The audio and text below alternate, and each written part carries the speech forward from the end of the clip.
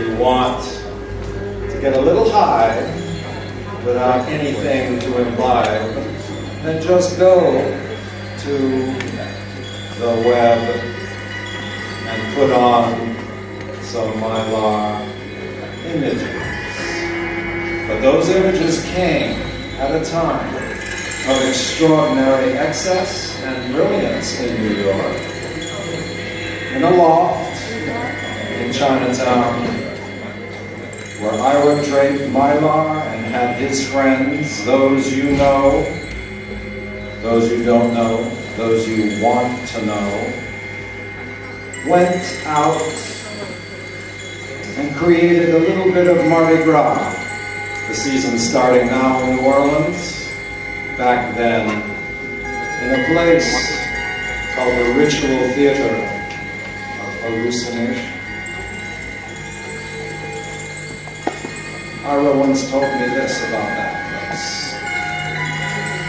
It was something visionary and with a certain flair for the theatrical.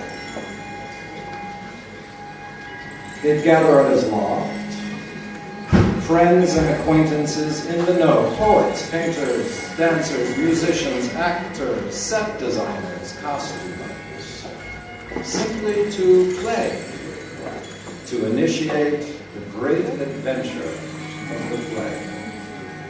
He built the Mylar chamber, 16 large wooden panels hinged together, 8 sets of double panels, and hung dichro and color spots to define the stage. They would don elaborate costumes, fabricate masks, or make up with cosmetics to distill the essence of Rococo estrangement. Something I would love to have seen on the streets of New York today. I didn't.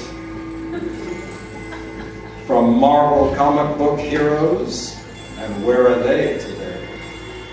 Baron Mordo, Electromagneto, Doctor Strange, and swordplay movies seen at random in Chinatown, to his work with Jack Smith, The Velvet Underground, the ever-fecund audacity provoked by psychotropics. They founded the ambience that marked them. Here they'd evolved day by day a social space for a hidden theater, given over to rituals played with all the grace of explorers on the run. Poet explorers inventing for themselves a parallel reality. A parallel reality, like this place on Clinton Street, a parallel reality, here and elsewhere, here and elsewhere, that place intermediate we want to be. I think that's why you're here, that intermediate place we want to be. They invented for themselves a parallel reality, despite and because of the games they lived.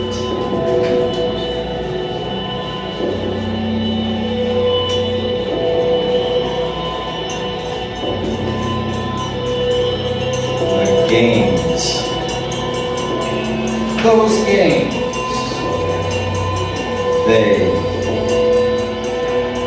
you, we live.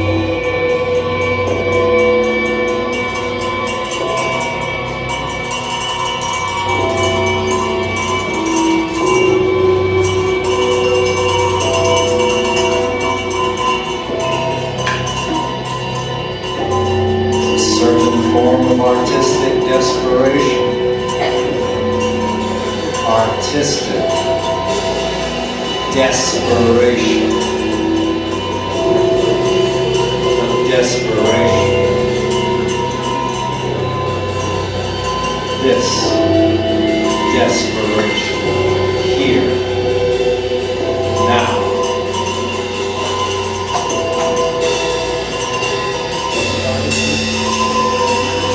A certain form of artistic desperation found its haven here. So did the magnificence, humor, and contrebalance of Commedia dell'arte.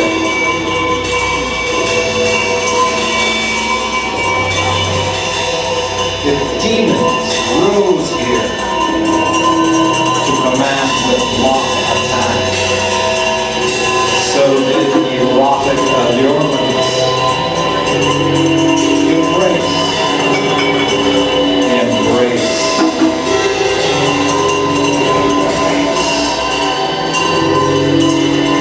civilized life.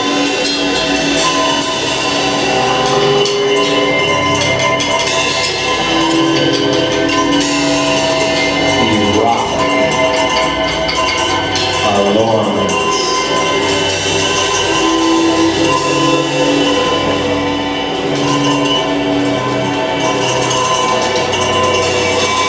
The reflected image suddenly burst into stunningly complex, but no less apt portraits of the creator, conjured from a gesture caught in mid-arc. So did the sensibility of objective revelation.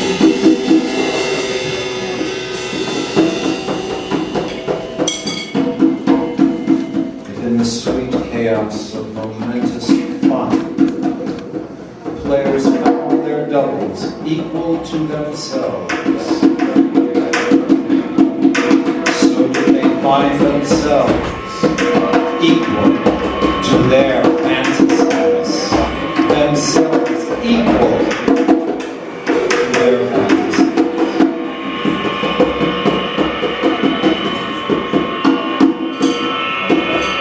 And from the Mylar chamber, several faces blossomed, having recognized themselves nowhere better.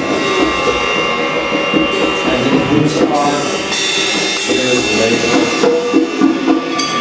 they would still refer to several truths and illusions they discovered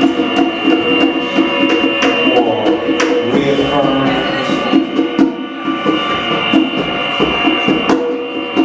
or cast off along the way. That made them what they are, those still with us, and were, those not. So does their genius in doing so compel us.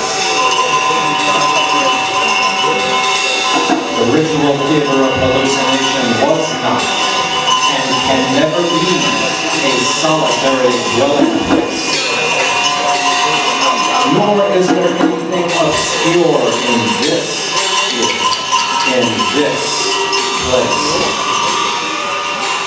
In the photos that Ira Cohen has returned to us as witness, we find a privileged place where the hallucinations we hold of ourselves, our friends, and our enemies find us amidst their reflections.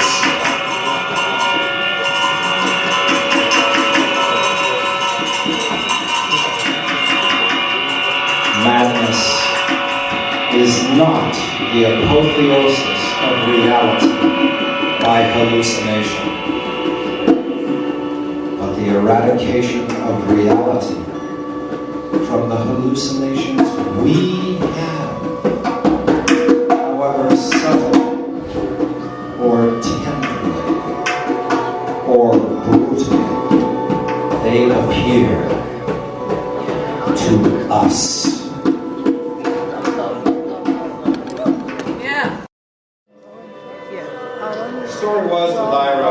that Valerie told went really this way. We went out to Rice and Bean shop down the street from him when we first met each other, and he looked at me and he said, "Am I a surrealist poet?" And I just started laughing. And I looked at him and I said, "Poetry has nothing to do with it, Ira. You live a surrealist life." I'll go. More to come. Don't go.